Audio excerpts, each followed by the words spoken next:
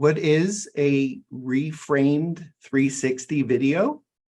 Yep, good question. So a reframed 360 video is, many of you will be aware of 360 photos and virtual tours where it's in the immersive format, where you can look around in all directions and you're basically handing the viewing control over to your viewer.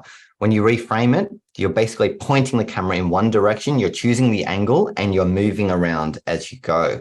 So with videos, this can create some really dynamic shots, especially if you're moving and you really use your keyframing well to create fixed frame videos, similar to what you would take on a GoPro, for example, but you have a lot more flexibility in working with a full 360-degree field of view. So if you're reframing the video just to pick a shot, why wouldn't you just do that with a video camera?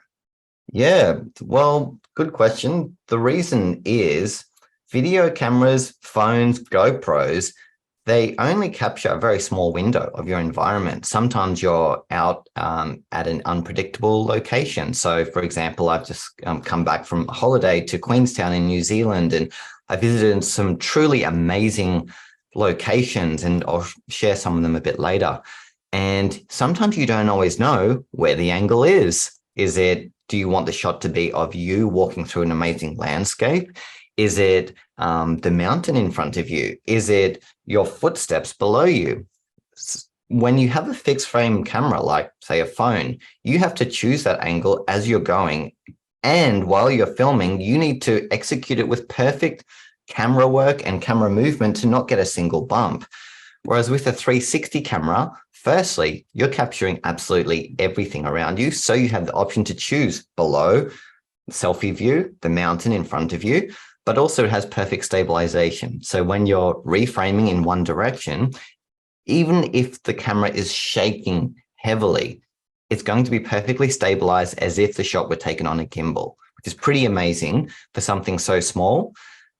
So it just creates really unique content opportunities and a lot more flexibility with shooting and editing video and photo content.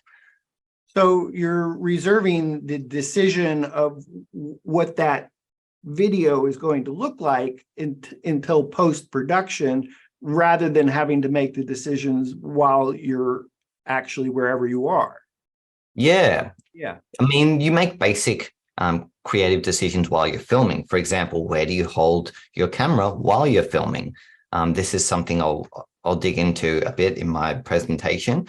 But the creativity can happen on both ends, both in the shooting and the editing side. It's very simple. It gives you a lot more flexibility. It's actually surprisingly simple to film as long as your camera has a full 360-degree view of your environment, much like it would with a virtual tour. Then pointing it in whichever direction you like later is a very easy task.